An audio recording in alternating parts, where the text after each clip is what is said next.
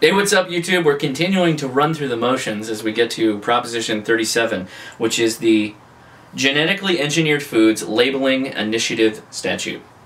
What this would do is require labeling of foods sold to consumers made from plants or animals with genetic materials changed in specific ways.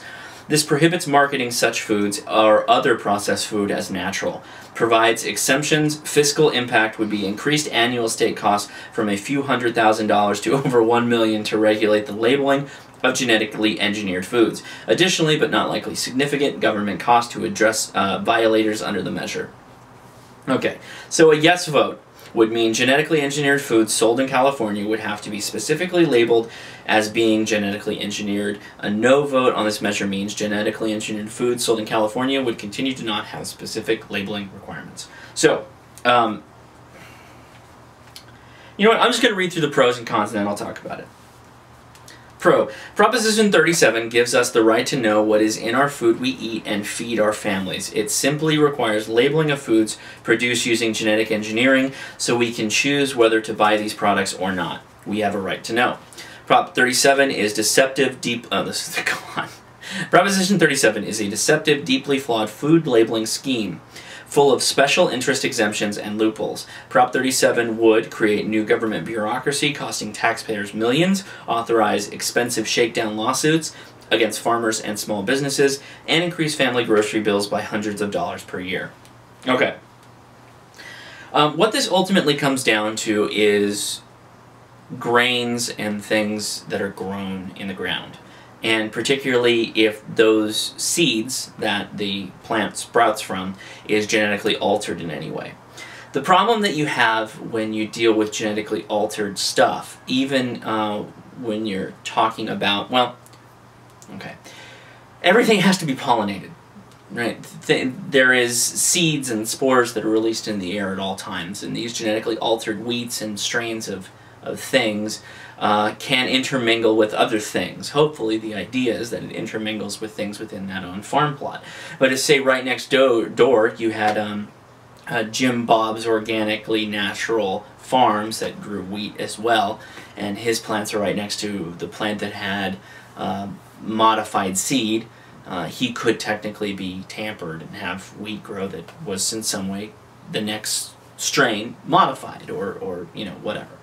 The problem is that it's actually really complicated to police this kind of thing.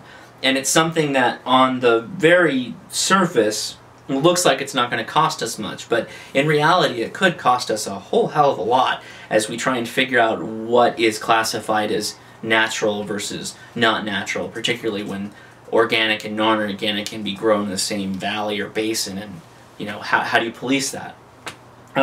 Again, this would be something where the government is getting involved to help certain business entities and harm others. A situation where a government can pick a winner against a certain loser, in this case being somebody who would have to have the cost of labeling and then securing that their food was actually considered natural. I don't really like this. I don't like the idea of government picking winners and losers as we've seen in Solyndra and other cases like it. But for the sake of it, let's walk through some of the points. Who are some of the investors and what are they saying and what's the background there? Leah. Well, the biggest supporter is the Organic Consumers Fund. Mm-hmm.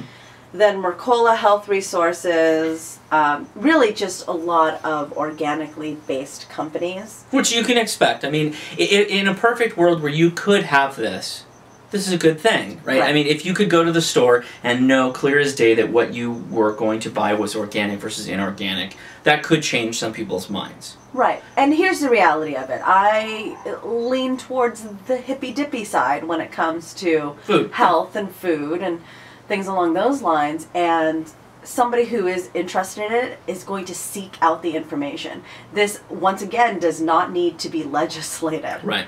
And further, there are certain instances where having an organic fruit or vegetable pays you no dividends. There's no big difference. There's nothing that affects you individually or personally. And actually, I do want to make one point. You did mention this, and I don't want to forget. Meat would not be included in this law, even though that meat, before it was meat, in its animal state, could eat non-natural food. So you could be told, you know, whatever. Well, in any they're way. talking about barring the use of the phrase natural entirely, which to me says you're now going to ban what people can use as marketing verbiage? Yeah. How does this work? And why do you want your government doing What kind of world are we living in? Instead of just allowing companies to go and actually pay for a non-GMO labeled product, which is all over the market right now. Right. Non-GMO is not something difficult because there's almost a certain certain companies are proud to put non-GMO because it's difficult. Monsanto's GMO products, they're pervasive and everywhere. And not only are they pervasive, they're cheaper and more cost-effective to farmers to grow and bring something to the store. Right. To actually make a non-GMO product, many farms wear that as like a title. Oh, absolutely. That they've sustained something that's valid and good. And I think that's where it should stay. I mean, it's totally verifiable. Exactly. Why do most people actually don't care, nor do they want to pay more for their food? Right. But the end still exists. If you have a very proud non-GMO farm that's within the same 50-mile radius of a GMO farm, cross-pollination could totally affect the product that you get. Well, truth be told, I try to buy non-GMO when it's a viable option. I don't need the government to step in and force everybody to tell me their GMO standard. Yeah. For that reason, I think it's clear. That's a no on 37, guys. All right. See you next time.